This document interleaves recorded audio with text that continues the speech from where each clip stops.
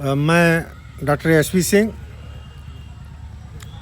अपने 30 साल जीवन के 30 वर्षों के अनुभवों के आधार पर जो भी हमने माइक्रो इंटरप्राइजेज़ या स्मॉल इंटरप्राइजेज़ के क्षेत्र में जो कार्य किया है, उसमें हमने जो महसूस किया कि कुछ लोग जो भी मन में आता है या दूसरे का देखते हैं, इस चीज़ से फला आदमी बहुत कुछ कमा रहा है, बहुत पैसा पा रहा है, या किसी के सुझाव पर कि आप ये कर लो, इससे आपको बहुत मुनाफा होगा, और वो उनकी बात को मान करके बिना किसी अनुभव के, बिना किसी एक्सपोजर के वो कार्य शुरू कर देते हैं।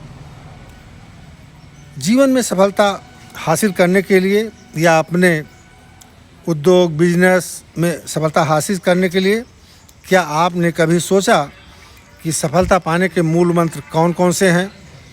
क्या आपने उन मंत्रों को अपनाया? यदि नहीं तो आज जानें और सफल होने के लिए उन मंत्रों को अपनाएं। पहला, सर्वप्रथम कार्यों एक्टिविटी की सूची बनाएं। किसी उद्योग को प्रारंभ करने के लिए क्या क्या करना है। दूसरा, उन कार्यों को पूर्ण करने के लिए किन किन सामग्री की आवश्यकता है, इसकी भी सूची बनाएं। अब जो आवश्यकताएं हैं उनमें से क्या आपके पास है, क्या नहीं है, इसकी एनालिसिस करें, इसका चिन्हांकन करें। उपरोक्त में से जो आपके पास नहीं है वह कैसे होगा, उसका भी नियोजन प्लानिंग करें। कौन करेगा, कहाँ करेगा, कैसे करेगा और कब करेगा। फिर नियोजन के क्रियान्वयन हेतु एक्शन प्लान बनाएं और उस एक्शन प्लान के अनुसार कार्यों का क्रियान्वयन सुनिश्चित करें। दूसरी बात, अगर कोई चीज़, कोई उद्योग, कोई बिजनेस आप शुरू करना चाहते हैं तो आप एक बात का और ध्यान रखें, जो मूल मंत्र है कि जो चीज़ आप प्रारंभ करने जा रहे हैं क्या उसकी तकनीकी उपलब्धता है, टेक्नोलॉजी अवेलेबिलिटी है, क्या रॉ मटेरियल की अवेलेबिलिटी है, और साथ ही साथ जो प्रोड्यूस पैदा होगा क्या उसके मार्केटिंग की भी व्यवस्था है या नहीं है। इन तीनों चीज़ों का कार्य शुरू करने से पहले आप सर्वे कर लें। अगर ये तीनों चीज़ें उपलब्ध हैं तभी वो क्रियाकलाप आप प्रारंभ करें। फिर हमेशा ये इस बात पर विचार करें कि जो मूल प्रोडक्ट या प्रोड्यूस हम तैयार करने की सोच रहे हैं या कर रहे हैं, क्या उसके साथ हम कोई बाई प्रोडक्ट तैयार कर सकते हैं? क्या आप अपने बिजनेस का डाइवर्सिफिकेशन कर सकते हैं? यदि इसकी संभावना है तो उसको भी अपने एक्शन प्लान में ज़रूर इंक्लूड करें। सलाह है मेरी कि हमेशा पॉजिटिव रहें, जिससे आपको, जब आपको पॉजिटिव ऊर्जा मिलेगी तो आप बहुत ही लगन, मेहनत और हमेशा उसको लगन से आप अपना कार्य करेंगे। हमेशा आत्मविश्वास बनाए रखें, सेल्फ कॉन्फिडेंस हमेशा बना रहना चाहिए।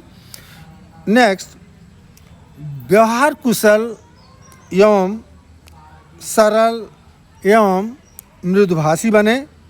यदि कुछ लोग आपके ऊपर कमेंट करते हैं, कमियां निकालते हैं, क्रिटिसाइज करते हैं, उस पर बहुत गौर न करें, आप अपना आगे बढ़ते रहें।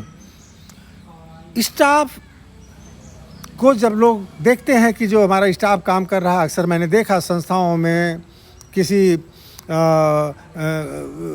कंपनी में, लोग स्टाफ को अपना नौकर समझते हैं मैं उनको पैसा देता हूँ, मेरे तनख्वाह पे पलते हैं, उनको उस भावना से ट्रीट करते हैं। जबकि सत्य ये है कि जो स्टाफ है वो आपके लिए काम करता है, जो ओनर है, जो डायरेक्टर है, जो CEO उसके लिए काम करता है, और जो भी कंपनी का या किसी संस्था का विकास होता है उनकी मेहनत से होता है। तो मेरा सुझाव है, स्टाफ को अपने परिवार का समझें, अपना समझें, और उनके सुख दुख में तो खड़े ही रहें हमेशा, लेकिन बहुत ज़रूरी है कि अपने स्टाफ का क्षमता विकास करते रहें, अपने स्टाफ का इनकरेजमेंट करते रहें, उनका उत्साहवर्धन करते रहें और उनके सुख दुख में साथ खड़े रहें। यदि आप ये सब चीज़ें करेंगे तो आपका स्टाफ 100% देगा और आपका ही फ़ायदा उसमें होगा, आपकी ग्रोथ होगी, आपकी कंपनी, आपकी संस्था ग्रो करेगी, आगे बढ़ेगी। तो हमेशा स्टाफ को अपना समझ करके उनके साथ मृदुभाषी बने, उनको किसी के सामने कोई ऐसी भाषा ना बोले जिससे वो डिमोरलाइज हो। तो हमेशा अगर कोई बात कहनी भी है तो उनसे अलग से कहें, प्रेम से कहें, मृदुभाषी बन के कहें, उनका उत्साहवर्धन जिससे बना रहे। Thank you very much.